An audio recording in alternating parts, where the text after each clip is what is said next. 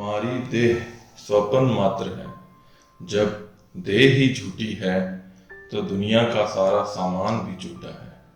केवल नामदान लेने से कोई सत्संगी नहीं बन जाता। सत्संगी को हर वक्त सतगुरु के वचन में रहना चाहिए।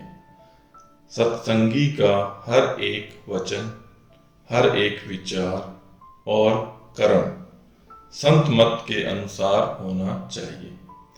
गुरु साहिबान जी कहते हैं कि सत्संगी का रोज का जीवन और रहन सहन बहुत साफ सुथरा और ऊंचे दर्जे का होना चाहिए।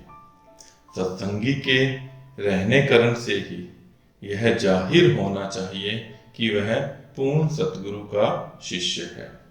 महात्मा जी फरमाते हैं कि निर्मल और पाक दिल परमार्थ में तरक्की के लिए बहुत आवश्यक है।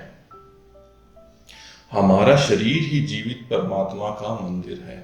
इसे मांस, शराब, गलत वस्तुओं के इस्तेमाल से कभी भी नापाक नहीं करना चाहिए और इसे काम, झूठ, क्रोध, लोभ, घमंड, घृणा, अहंकार, अभिमान और सांसारिक मोह ममता के झोंकों में कभी भी बहने नहीं देना चाहिए। गुरु साहिबान जी कहते हैं कि कभी किसी का दिल नहीं दुखाना चाहिए।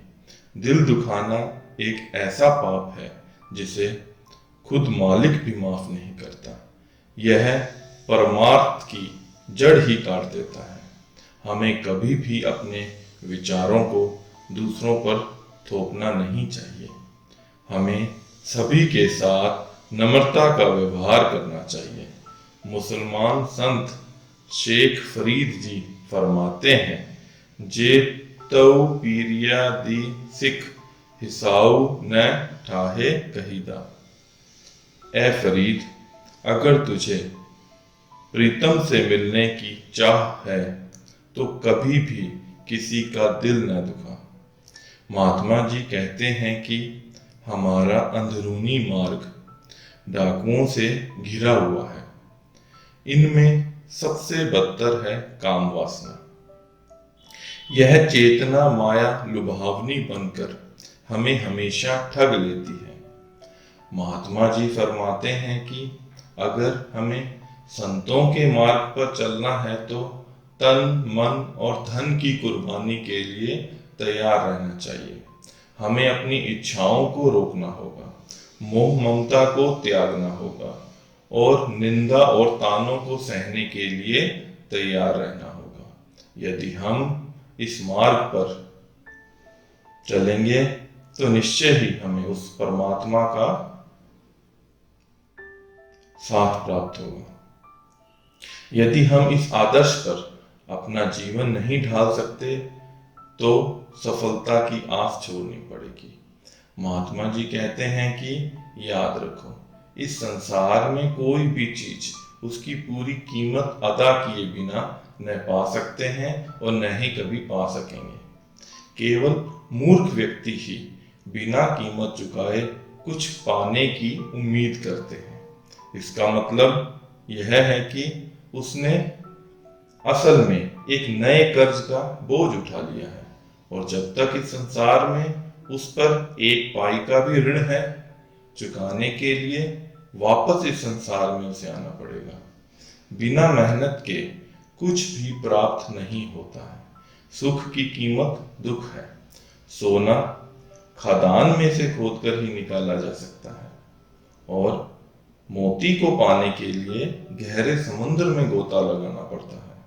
बगैर दर्द के कोई बच्चा पैदा नहीं होता है। पूरा मोल चुकाए बगैर परमात्मा की प्राप्ति असंभव है। इसके लिए कड़ी मेहनत की आवश्यकता होती है।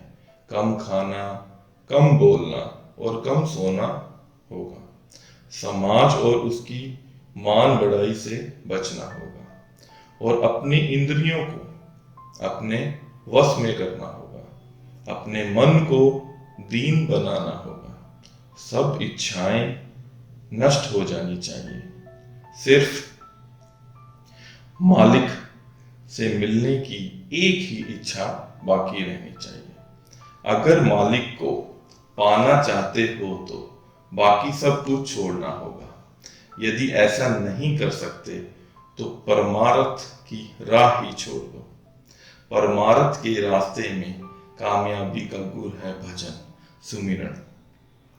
24 घंटे मालिक से मिलने की तीव्र इच्छा व बेताबी तड़प उसके विरह की पीड़ा बनी रहनी चाहिए, बल्कि हर वक्त खाते पीते चलते फिरते सोते जागते उसका नाम होठों पर तथा उस परमात्मा का स्वरूप हमेशा आंखों में बसा रहना चाहिए। हम मन और माया के जाल में इतने जकड़े हुए हैं कि मालिक को भूल गए हैं और यह भी भूल गए हैं कि हम उसके अंश हैं। हमें अपने मन से साफ कह देना होगा कि पिछले हजारों लाखों जन्मों में हम उसके हुक्म में चलते आए हैं, पर अब हमारा पक्का निश्चय है कि यह जन्म हम परमात्मा और सिर्फ परमात्मा की भक्ति में अर्पित करेंगे। मौन एक बड़ा गुण है। हमें कम से कम बोलना चाहिए। हमें अपना मुंह तभी खोलना चाहिए जब बहुत ही जरूरी हो, और जब बोलना ही हो तो बहुत नम्रता और मिठास के साथ बोलें। कभी भी किसी बात पर गुस्सा न करें। दुनिया को चलाने का भार आप पर नहीं है, इसे उसी के लिए छोड़ दें जिसका यह काम है। हमें कम खाना चाहिए। हमें सिर्फ उतना ही खाना चाहिए जितना कि जिंदा रहने के लिए जरूरी है। हमें मालिक की भक्ति में जीने के लिए खाना चाहिए, खाने के लिए नहीं जीना चाहिए। इंसान को कम सोना चाहिए। नींद और खाने का आपस में संबंध है। हमेशा ज्यादा खाने से सुस्ती और नींद आती है। जितना हम कम सोएंगे हमारी उतनी ही अधिक आत्मिक उन्नति होगी। ज्यादा खाने से हम आलसी बन जाते हैं। इसलिए हमें उतना ही खाना चाहिए जितना कि हमें जीने के लिए आवश्यक है। एकांत परमार्थ के अभ्यासी के लिए जितना हो सके उसे अकेला रहना चाहिए। लोगों का मेलजोल हमें मनमत पर ले आता है। हमारी कोशिश तो गुरुमत पर चलने की है। साधक को उस अवसर का लाभ उठाना चाहिए जब उसे नींद आने लगती है। उस समय मन का झुकाव स्वाभाविक ही तीसरे तल की ओर होता है। इसलिए इस नींद जैसी अवस्था का स्वागत करना चाहिए, पर हमें उस समय सोना नहीं चाहिए। हमें उस समय भजन करना चाहिए। महात्मा जी कहते हैं कि हमें भजन करते समय और भजन के बाद कभी भी सोना नहीं चाहिए।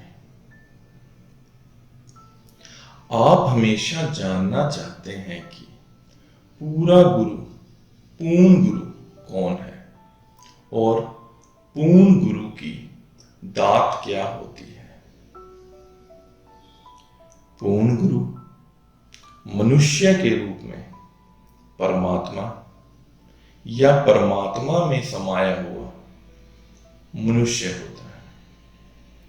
पूर्ण गुरु वह मनुष्य है जिसके अंदर कुल मालिक, सतनाम या अनाहत शब्द इस धरती पर आकर निवास करता है।